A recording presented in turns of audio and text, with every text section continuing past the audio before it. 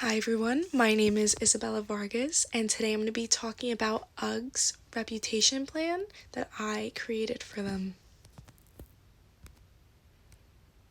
Today I'm going to be just talking about the background of UGG, the smart objectives I've come up with, and just some of the plan logistics. So what is UGG?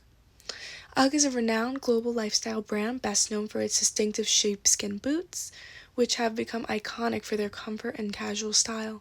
The brand was founded in 1978 by Australian surfer named Brian Smith and gained international prominence for its cozy and luxurious sheepskin footwear. UGG has since been sold to Decker Brands, currently run by CEO David Powers. The company has expanded its product line to include a wide range of footwear, apparel, and accessories, and so much more. And I found on the UGG website, it states, "We exist to make self-expression comfortable for all." And I like to believe that this is the audience that they're targeting for, whether or not these are their consumers. They want the audience to be anyone who seeks comfort. So, situational analysis. What do we know about UGG? Well, UGG, as I mentioned, offers an extensive range of products. They have their slippers and footwear they're known for, but they also have bedding at other retailers. They have clothing lines, they have jackets. They've expanded their merchandise to reach other markets. The brand adapts marketing strategies, initially relying on celebrity endorsements, later shifting to seasonal pre-launches. In the early days in the 2000s, UGGs mainly relied on these serendipitous celebrity endorsements, which would be just them walking in the street comfortable with their UGGs on, and then they would leverage this media coverage to promote their sales, to promote their shoes. Today they've gotten more logistical, such as this year they tried out promoting their fall launch earlier in the year, actually in July. That way, by the time fall came around, there was already a high demand for the products. UGG innovates by reworking popular products like the Tasman slippers into new varieties, and they also do collaborations with brands like Telfar for increased visibility. They take what is already popular, what people already love, and they just change it a little bit in certain aspects to show that they can be versatile, but you can still have the shoe that you love. Such as the Taz slipper that you see in the top right corner, the regular one doesn't have the red stitching or the platform. And lastly, despite popularity fluctuations and complaints about shoe maintenance, UGG maintained recognition through nostalgia, and recent TikTok backlash questions their brand quality, prompting user inquiries and media coverage. UGG has always been fluctuating since its start back in the 1970s, and it is always managed. However, recently there has again been more fluctuation, recently actually in the last month, because people have realized that their UGGs from before 2016, when they were still coined UGG Australia, held up better than their new UGGs that they've bought this year, such as they're fluffier, their form stays, and they're not as easily damaged. And UGG has yet to respond to all these inquiries that are flooding in, and it shows on their reputation that maybe something is wrong if they're not answering, which isn't a good thing for them. Their stakeholders.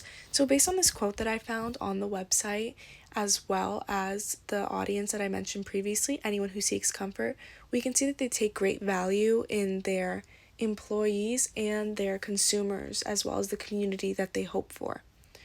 That community being people who seek comfort.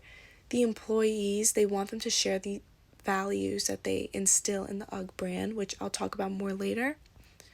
And for the consumers that do buy UGGs, they want them to know that they are being heard in a different way.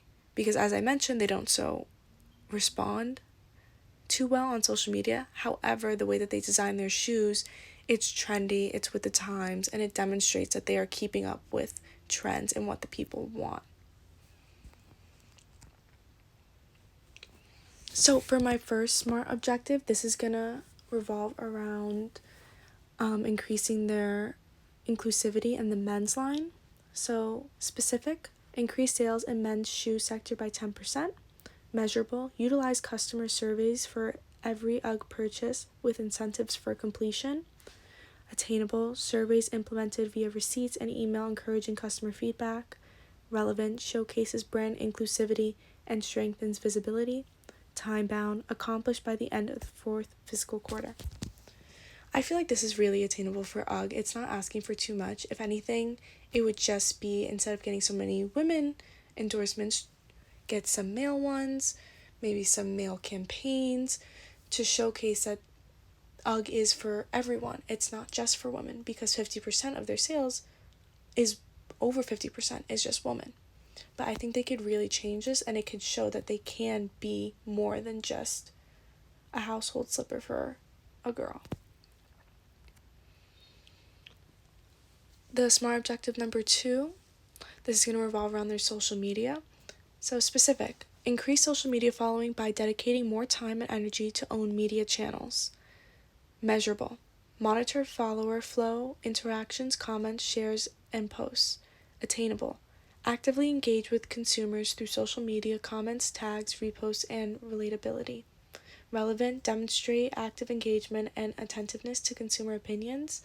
Time-bound, achieve a 15% increase in followers by the end of 1 fiscal quarter. Now, this might seem like a short time span to do all this. Social media moves quick.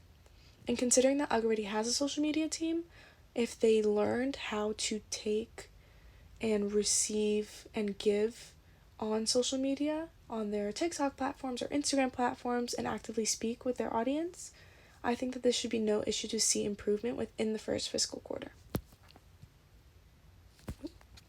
Excuse me. Okay, key messages.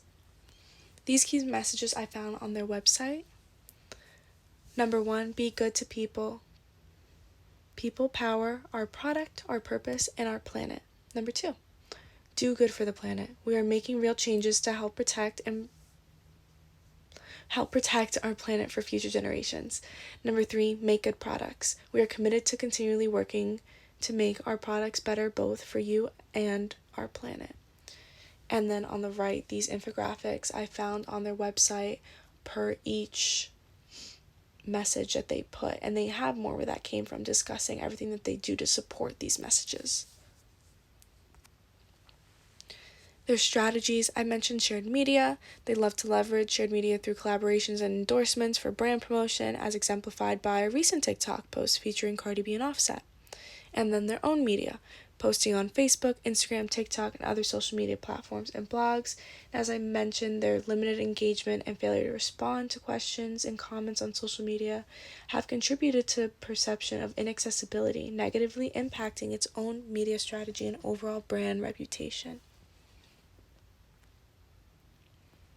Logistics, timeline. Plan 1, initiate within 2 months and within a 12-month timeline for noticeable improvements.